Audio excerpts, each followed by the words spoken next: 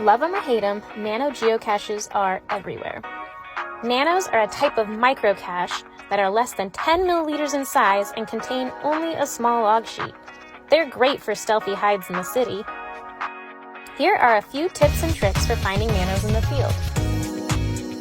1. Use your cache imagination. Once you're close, start looking for obvious places you would hide a cache. 2. Nanos are often magnetic and can be found sticking to metal objects. Under railings and behind posts are a great place to start looking.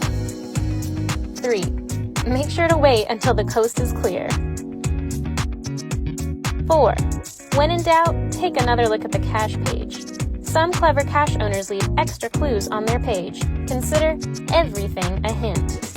Recent logs may also give some good hints about the cache's whereabouts or condition. Happy geocaching!